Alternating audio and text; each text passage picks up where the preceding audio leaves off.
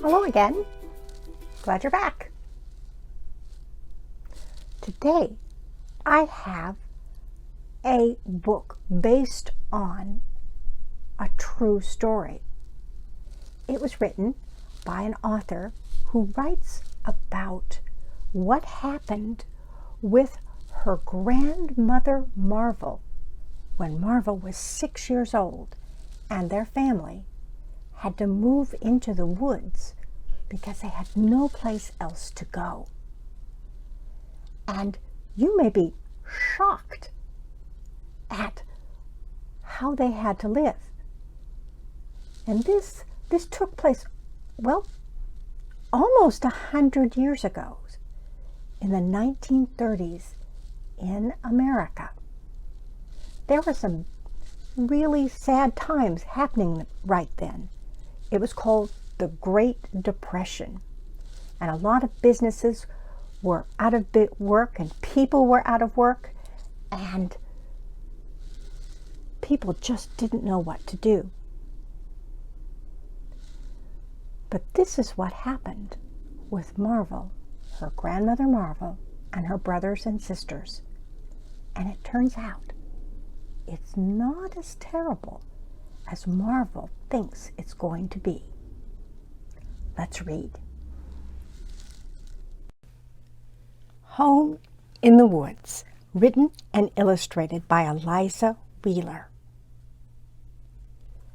Here's a picture of Eliza. And here is a picture of Eliza and her grandmother Marvel last September when Marvel was 94 years old.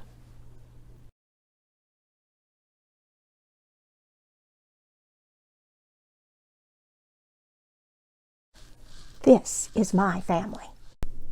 Marv, age 8, Rich, 10, Ray, 14, Mom, 34, baby Eva in her lap, 3 months, B, 12, Doll, 2, holding on to Mom's leg, Lowell, 4, and this is me, Marvel, age 6. Dad lives with the angels now, and we need to find a new home. Summer. Deep in these woods, we find a shack, all wrapped in tar paper. It's hot outside, but the shack looks cold and empty, like I feel inside.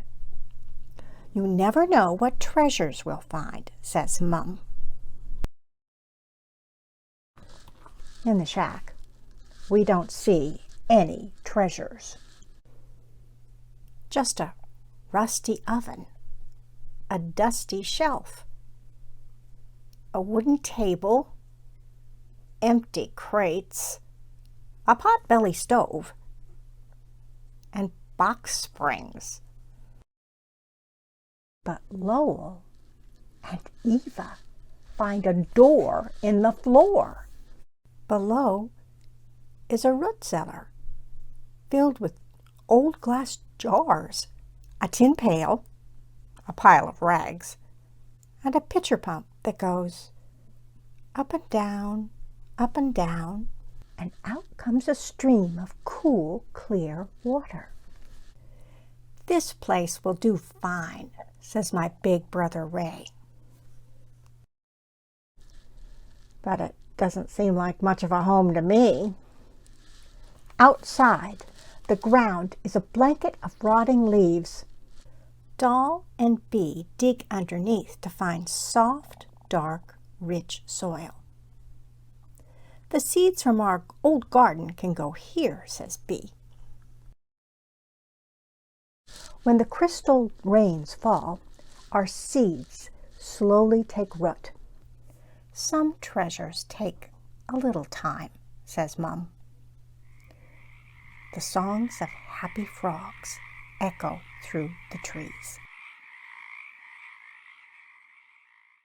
The woods are a tangle of birch, poplar, pine, and sugar maple. Marv finds the secret paths of white-tailed deer woven all around.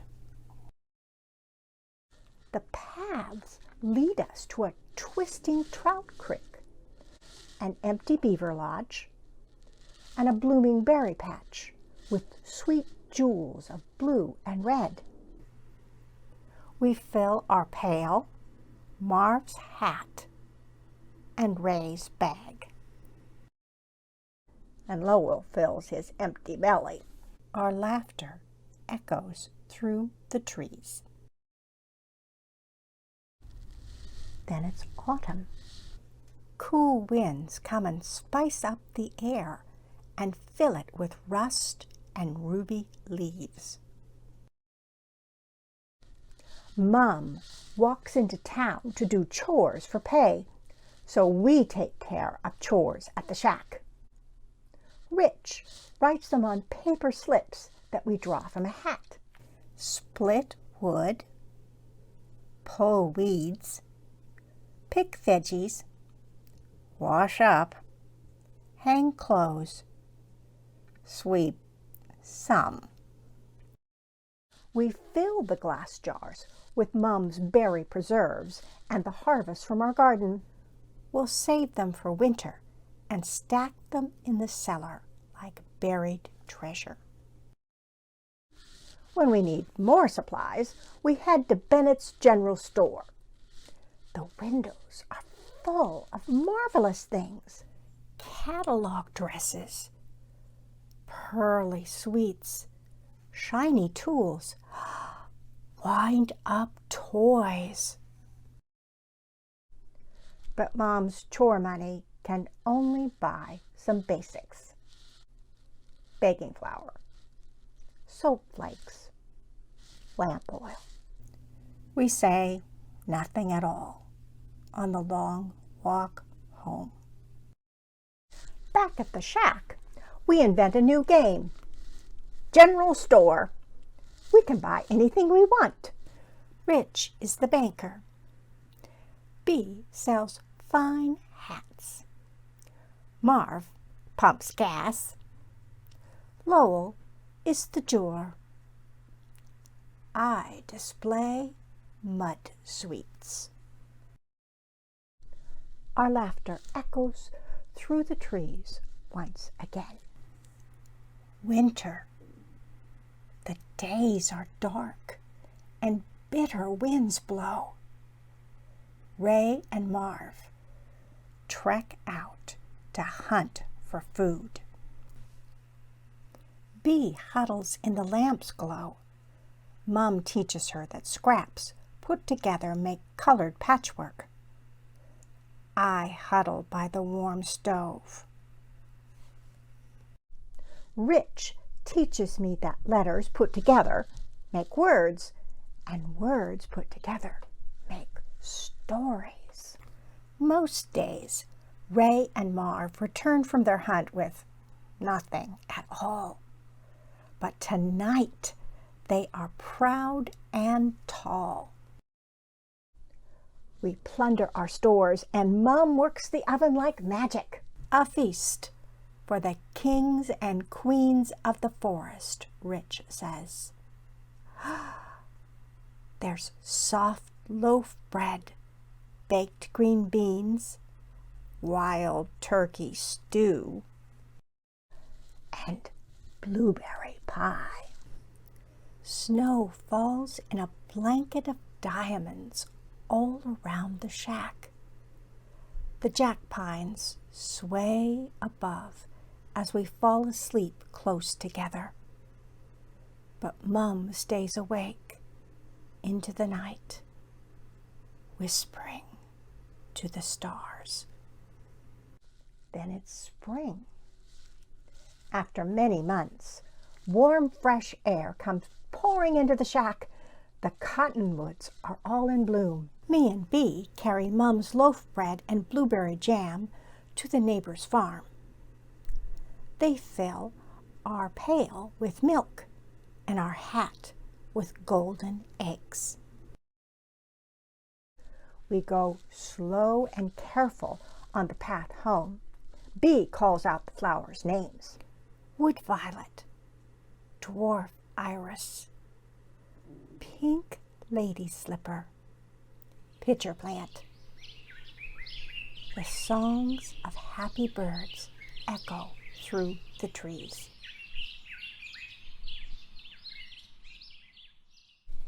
Here in these woods, I find my brothers, my sisters, our mom, and me, Marl.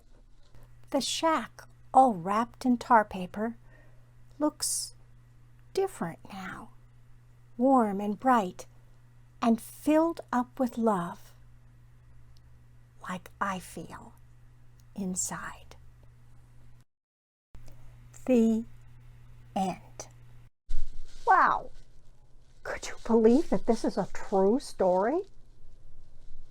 That's, wow. Huh. And I thought it was so great that Eliza listened to Grandma Marvel's stories and then also talked to her great aunts and uncles, Marvel's brothers and sisters, to find out what was it like when they moved to the woods after Marvel's dad died. And I kept thinking, what if Eliza hadn't wanted to listen? What if she hadn't asked questions? She never would have known. What an amazing story that Grandma Marvel had experienced. I was thinking about, now my dad would have been just a couple years old about when this story took place. But he and his family certainly didn't have to live in the woods. But they did live outside of a town. And I remember the story is that when he was born in 1929, my Grandma Criddle, in order to go to the hospital when it was time for him to be born, they had to put her in a sleigh, pulled by horses in order to get her there because the snow was so deep it was covering practically the fence posts. I don't know if that's true, but that's the story that was told. But she did have to go by sleigh in order to get to the hospital. What kind of stories do our parents and grandparents have about their lives? You should ask. Ask your parents. Ask your mom and dad. Ask your uncles and aunts. Ask your grandparents. And maybe, just like Eliza did, you can write them down so that you can remember and tell your children someday, right?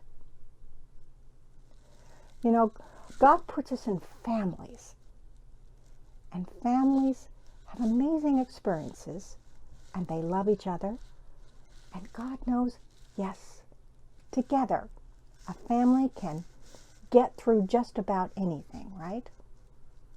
Because God is with us. Just like he was with Marvel and her brothers and sisters and their mom in those woods. They were okay. They were a family, and God was with them. So, this is the first book we're going to read. I've got a couple more that are about stories about grandparents or parents and adventures they had. And I think it's going to be interesting to see what else people have written about their families that they wanted to share in a book. All right, I'll see you next week. And remember, Jesus loves you. He's crazy about you, right? And he's always with us. See you. Bye. Bye-bye.